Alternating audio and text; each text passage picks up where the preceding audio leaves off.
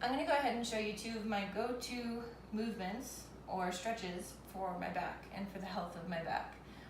I tend to do these when I have done like a big lifting day and there's a little bit of tenderness, because that does still happen for me, but I know I can nip it in the butt if I get into these movements. The first one is cat-cow. So cat-cow is, in my mind, more of a mobilizing movement as opposed to a stretch. Also, most of my stretches that I do are active stretches. Very rarely am I completely relaxed, and we'll get into that. But this one, cat-cow, a lot of us already know what this is. We come again into that quadruped position. On your inhales, you come into cow, dropping the belly, pelvic floor is relaxed. As you exhale, you can go ahead and lift the pelvic floor, round that back up, and you can also feel a nice, strong core contraction. You can choose to do this with that diaphragmatic breath or that deep core activation, or you can choose to just kind of be not mindless, but just go through and feel your body. See what feels good, see what doesn't feel good. I tend to do it with my breath. Again, inhaling, letting everything relax. Then as I exhale, I really contract and push into the floor, trying to round up as much as I can.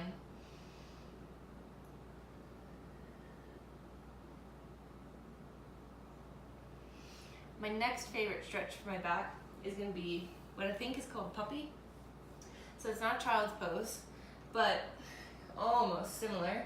It's kind of like a cross between child's pose and downward dog. That's the way I see it anyways, and that's coming from a non-yogi, so I'm sorry if I'm totally wrong about that. But this right here, I can choose to be super relaxed and probably fairly arched in my back, or I can choose to brace my core, again coming into an active stretch, and really push my hands down into the floor, keeping my core braced.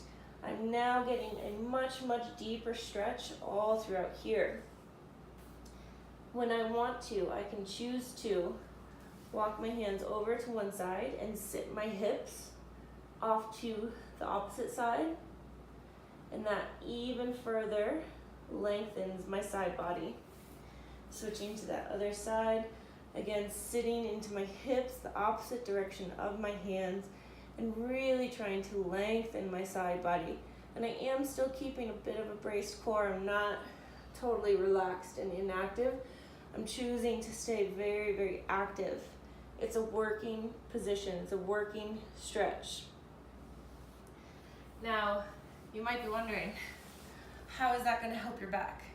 Well, because everything is connected.